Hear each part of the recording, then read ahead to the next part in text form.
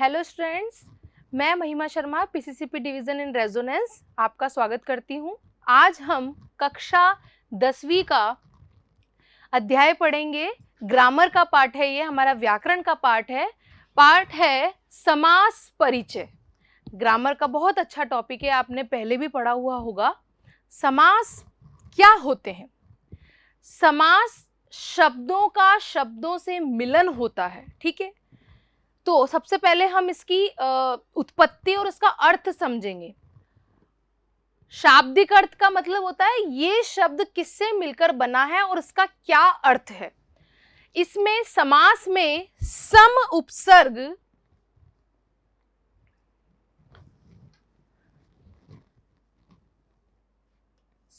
उपसर्ग और अस धातु है। अस यानी होना, यानी समीप में होना। इसका मतलब होता है संक्षिप्तीकरण, यानी शॉर्ट में कोई लंबी लाइन है उसको शॉर्ट में लिखना, संग्रह करना, सम्मिलन करना या जोड़ना या संयोग करना। अब इसकी हम परिभाषा देखेंगे। व्याकरण के अनुसार दो या दो से अधिक शब्दों के मेल से जो एक नया सार्थक यानी मीनिंगफुल शब्द जो बनता है, उस प्रक्रिया को समास कहा जाता है। बनने वाले शब्द को सामासिक पद, उससे जो नया शब्द बन रहा है, जैसे ये नया शब्द बन रहा है, इसको हम बोलते हैं सामासिक पद या समस्त पद। और इसको अलग अलग करने की प्रक्रिया क्या कहलाती है? समास विग्रह। आई बात समझ में? कुछ उदाहरण देख लेते हैं। राजा का महल, ये लंबी लाइन है, इसको शॉर्ट में लिख देंगे राजमहल। यानी जो बीच में काके की या कोई और परसर्ग लगे हुए हैं उनको हटा करके शॉर्ट में लिखा जाता है, ठीक है। तो ये हुआ हमारा समास विग्रह और ये हुआ हमारा सामासिक पद। जैसे तन मन और धन, तो इसको और को हटाने पे तन मन और धन और बीच में एक चिन्ह लग जाएगा, ठीक है। नेक्स्ट है सेवा से निवृत्त, इसके लिए बनाया गया है सेवा निवृत्त। यहां पे परसर्ग को हमने हटा दिया। राज्य के पथ के परिवहन का निगम, इसको सही कर देते हैं निगम, तो अर्थ है राजपथ परिवहन निगम। अतः समास से बनने वाले नवीन शब्द या पद को सामासिक पद या समस्त पद कहा जाता है।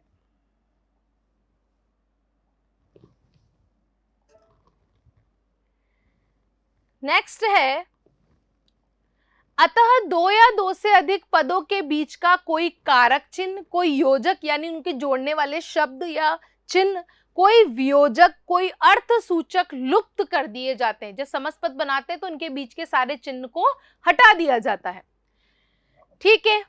जैसे एक है एक अथवा दो, तो बीच में हमने अथवा को हटा दिया, उसको लुप्त कर दिया, तो बन जाएगा एक दो चिन्ह लगा करके। दही में डूबा हुआ बड़ा, में और हुआ को हटा दिया, बन गया दही बड़ा। रेल पर चलने वाली गाड़ी, पर चलने वाली गाड़ी को हटा दिया तो बनेगा रेल गाड़ी।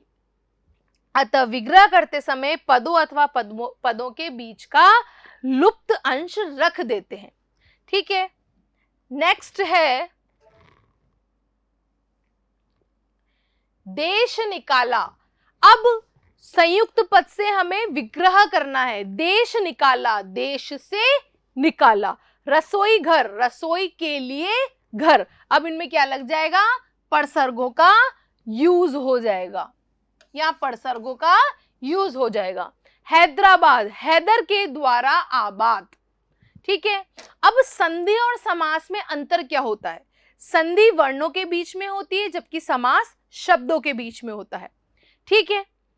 देख लेते हैं। और समास में दो पदों का योग होता है जबकि संधि में दो वर्णों का, यहां पद या शब्द, यहां वर्ण। समास प्रथम अथवा संधि उसके पश्चात होती है। समास हमेशा प्रथम पद में होता है जबकि संधि उसके पश्चात वाले वर्णों में होती है। जब शब्द या पद समस्त पद बनते हैं तो उनमें विभक्ति चिन्ह या अनुपद लुप्त हो जाते हैं। जैसे कृष्णावतार में कृष्ण का अवतार का लुप्त हो गया, इसके विपरीत संधि में स्वरों या वर्णों का लोप होता है या रूप में परिवर्तन आ जाता है। जैसे देव प्लस इंद्र, देव और इंद्र, इसमें अ और ई से ए बना है। समास में पूरे शब्द या वर्ण का, जबकि संधि में एक मात्रा या व्यंजन का लोप होता है। यहाँ तो मात्राओं में लोप होता है, यहाँ शब्दों में या वर्णों का लोप हो जाता है। समस्त पद बनाते समय यदि संधि के नियम के अनुसार संधि हो सकती है तो वहां संधि भी कर दी जाती है, क्योंकि कुछ समास के कुछ प्रकार ऐसे जिनमें संधि ही बनती है। ठीक है, जैसे शिवालय, शिव के लिए आलय, लेकिन उसमें क्या होती है, संधि भी है, शिव प्लस आलय। तो कुछ शब्द ऐसे हैं जिनमें संधि भी होती है और समास भी होता है। नेक्स्ट है समास के प्रकार। समास के 6 प्रकार होते हैं। अव्ययी भाव समास, तत्पुरुष समास, बहुव्रीहि समास, कर्मधारय समास, द्वंद्व समास और द्विगु समास। ठीक है, सबसे पहले पढ़ेंगे हम अव्ययी भाव। अव्ययी से मतलब ही समझ में आ रहा है कि यहाँ पे अव्यय शब्दों का यूज होता है। और अव्यय क्या होते हैं? अव्यय वो होते हैं जो किसी भी परिस्थिति में यानी लिंग वचन कारक क्रिया के आधार पे परिवर्तित नहीं होते हैं, जिनमें कोई चेंजेस नहीं आते हैं, वो होते हैं अव्यय। और अव्यय भाव समास में पूर्व पद की प्रधानता होती है, यानी पूर्व पद ही प्रधान होता है, इंपॉर्टेंट होता है। स्टार्ट करते हैं, अव्यय भाव समास के बारे में देखते हैं। पहले इस समास में पूर्व पद की प्रधानता होती है, यानी इंपॉर्टेंस होती है, इसलिए इसे पूर्व पद प्रधान, यहाँ पे इसको नाम दे दिया गया है पूर्व पद प्रधान समास। पहला पद अव्यय होता है, इसलिए इसे अव्यय भाव समास कहते हैं।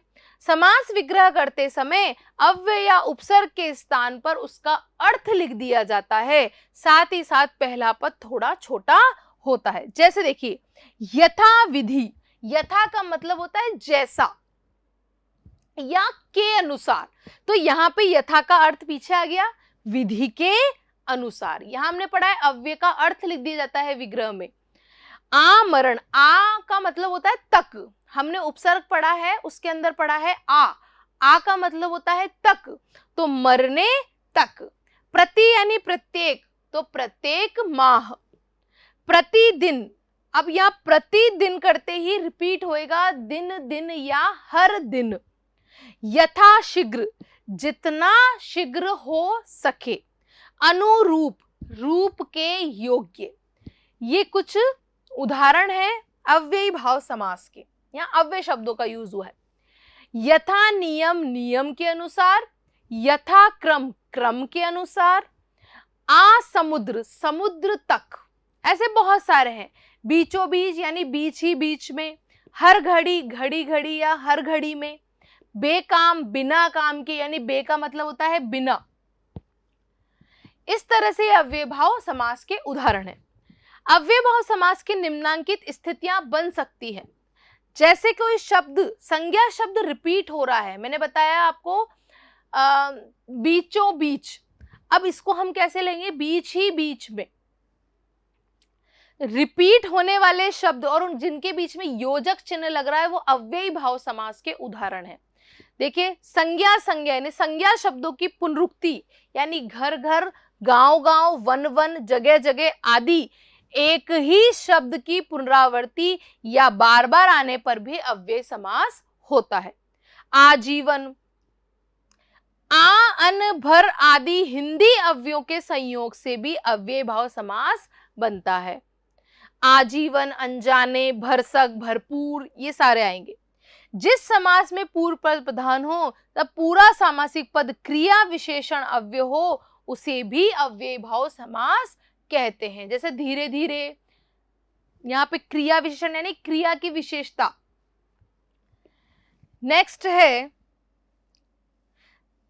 तो अव्यय भाव समझ में आया आपको? अव्यय शब्दों का जहां यूज होता है और जब भी हम विच्छेद या विग्रह करते हैं तो उस अव्यय का अर्थ वहां लिखा जाता है। और कोई संज्ञा शब्द अगर 2 बार रिपीट होकर के बीच में उसमें योजक चिन्ह लग रहा है तो जब हम उसका विग्रह करेंगे तो वहां लिखेंगे दिन दिन, हर दिन, गांव गांव, गांव ही गांव में या हर गांव में, तो बीच में योजक चिन्ह और सिमिलर शब्द आएंगे, संज्ञा शब्द आएंगे, वो भी अव्यय भाव समास होगा। नेक्स्ट पढ़ते हैं हम तत्पुरुष समास। इसमें दूसरे पद, अब हमने अव्ययभाव समास में पूर्व पद प्रधान पढ़ा था, अब इसमें दूसरा पद यानी उत्तर पद प्रधान होता है। जिस समास में दूसरा पद प्रधान हो उसे तत्पुरुष समास कहते हैं। इसके पूर्व पद में प्राय विभक्ति का लोप। अब तत्पुरुष समास में कारक चिन्हों के आधार पर वर्गीकरण होता है। कारक चिन्ह आप जानते हैं हमारे वैसे तो 8 होते हैं, लेकिन इसमें हम 6 ही मानते हैं समास में, ठीक है। 6 प्रकारों का ही आता है इसमें।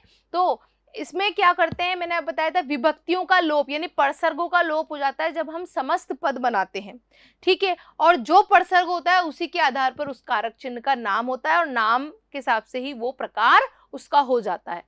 तो देखते हैं इस समास में कर्ता और संबोधन कारकों को छोड़कर कर्म से लेकर के अधिकरण कारक तक आते हैं।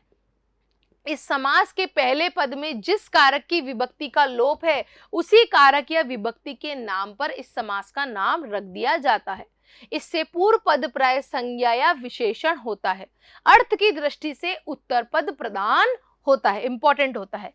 जैसे हमारा यश प्राप्त, तो यश को प्राप्त, तो यहाँ पे को आने से पता चलता है कि ये कौन सी विभक्ति है, कर्ता है, कर्म कारक और कर्म तत्पुरुष समास। ऐसे यज्ञशाला, यज्ञ के लिए शाला, तो संप्रदान आ गया। राजमंत्री, राजा का मंत्री, संबंध कारक, संबंध तत्पुरुष समास। आंखों देखी, आंखों से देखी, माध्यम क्या है, आंख यानी करण। गृह स्वामी, गृह यानी घर का स्वामी, इस तरह से इसके उदाहरण है। अब फर्स्ट हम पढ़ेंगे कर्म तत्पुरुष समास जिसकी विभक्ति होती है को, और जब हम इसका समस्त पद बनाते हैं तो इस को का लोप हो जाता है। विद्या प्राप्त, विद्या को प्राप्त। स्वर्गगत, स्वर्ग को गया हुआ। मरणासन, मरण को पहुंचा हुआ या मरने को पहुंचा हुआ। गुरु नमन, गुरु को नमन। ग्रहागत, घर को आगत यानी आया हुआ। यश प्राप्त, यश को प्राप्त। ग्रामगत, गांव को गया हुआ। हस्तगत, हाथ को प्राप्त यानी हाथ से कुछ चीज बनाना। चिड़ी मार, चिड़ियों को मारने वाला।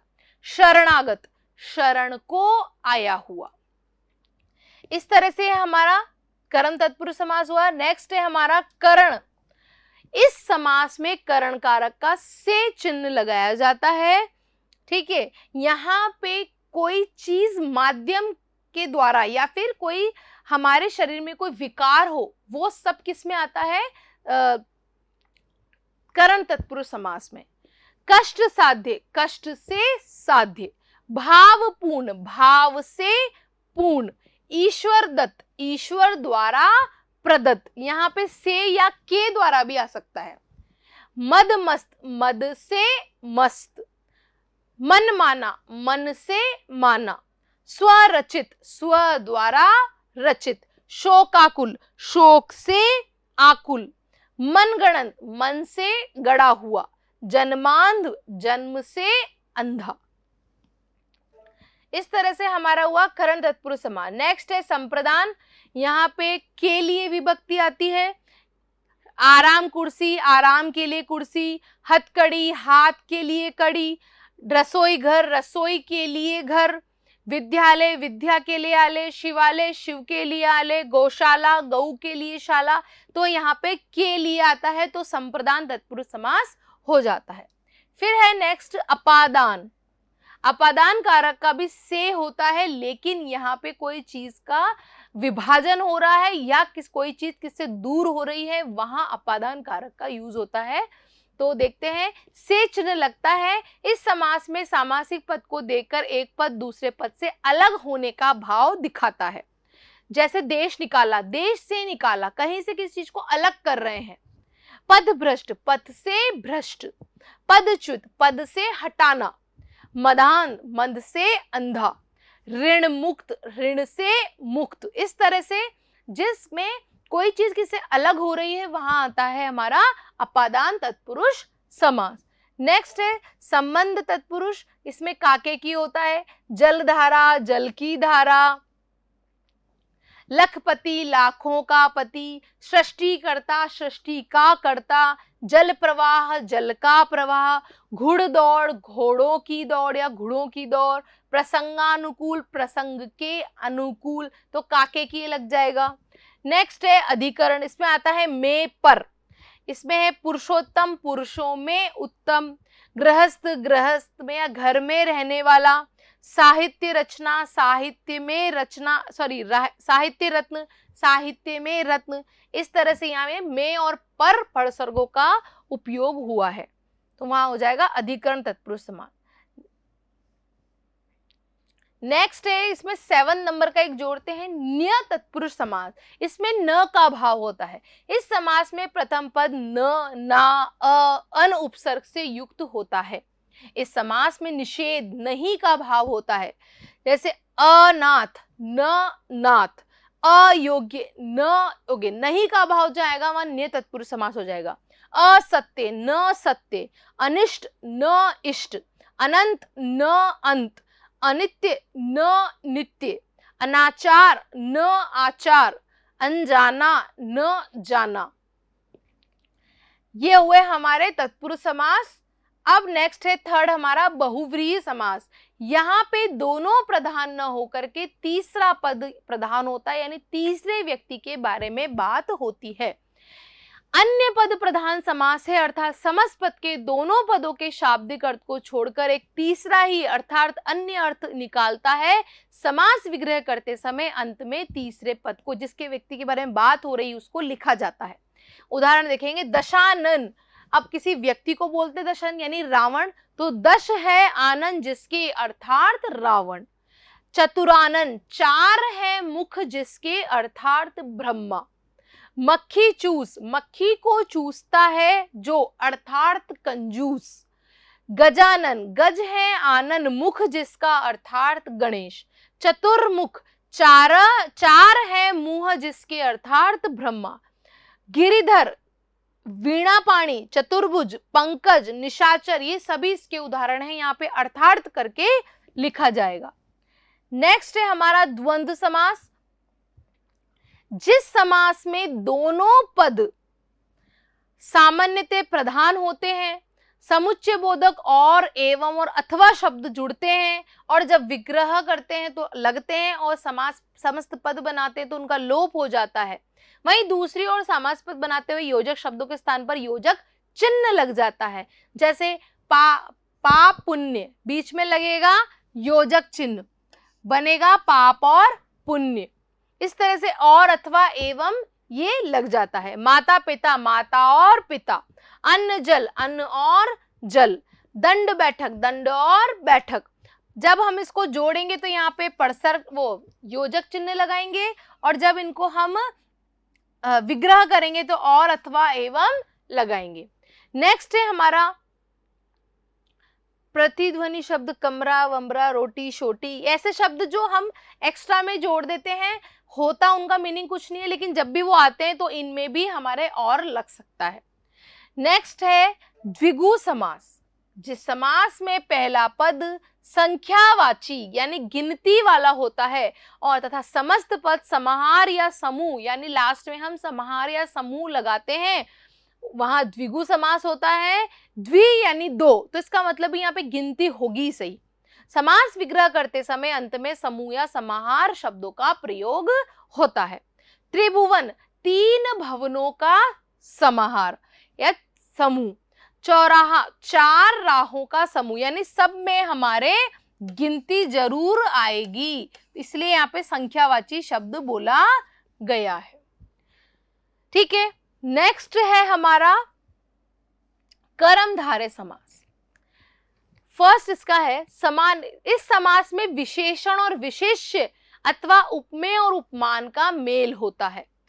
विशेषण विशेष्य वाले सामासिक पद का विग्रह करने पर बीच में है जो लगाते हैं, और उपमेय उपमान पर आधारित उदाहरणों का विग्रह करने पर बीच में के समान या रूपी लगाते हैं। ये हमें ध्यान रखना है। यहाँ दो चीज ध्यान रखनी है, विशेषण विशेष्य, यानी विशेषण तो विशेषता, जिसकी विशेषता बताई जा रही है वो विशेष्य होता है, और ऐसे ही उपमेय उपमान भी वैसा ही होता है, लेकिन जब हम इनको विग्रह करेंगे तो विशेषण विशेष्य में है जो लगेगा और यहाँ कंपेयर होगा तो के समान या रूपी लगेगा। जैसे चंद्रमुख, अब यहाँ पे मुख को चंद्रमा के समान बताया है, तो यहाँ पे उपमेय उपमान वाला संबंध है, इसलिए आएगा चंद्रमा के समान मुख। कुपुत्र, पुत्र को बुरा बताया है, यानी पुत्र तो विशेष्य और विशेषण क्या है कु, यानी यहाँ पे लगेगा है जो, तो बुरा है जो पुत्र। इस तरह से हम उनका विग्रह करेंगे। महापुरुष, महान है जो पुरुष। प्राण प्रिय, प्राणों से है जो प्रिय। कमल नयन, नयन किसके समान बताए हैं, कमल के, तो यहाँ पे के समान यूज होगा, कमल के समान नयन। का पुरुष, कायर है जो पुरुष। पर्ण कुटी, पर्ण से बनी हुई कुटिया या कुटी। इस तरह से हमारे ये कर्मधारय समास कंप्लीट होता है। अब बताते हैं कि कर्मधारय और बहुव्रीहि समास में अंतर। बहुव्रीहि समास में तो तीसरा पद प्रधान होता है, कर्मधारय समास में दूसरा पद प्रधान यानी विशेष्य होता है। पहला पद विशेष्य के विशेषण का कार्य करता है।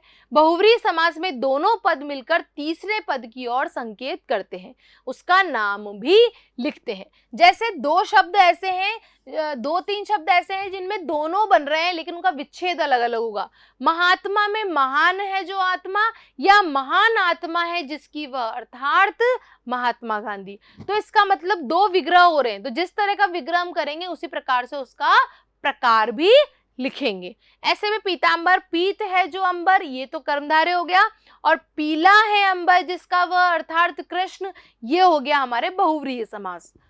तो इस तरह से हमारा कर्मधारय और बहुव्रीहि समास में अंतर हो जाता है। तो ये हमारे समास के प्रकार हुए, 6 प्रकार बता दिए आपको। आशा है आपको समझ में आया होगा। तो आज का ये टॉपिक हम यहीं कंप्लीट करते हैं। Thank you.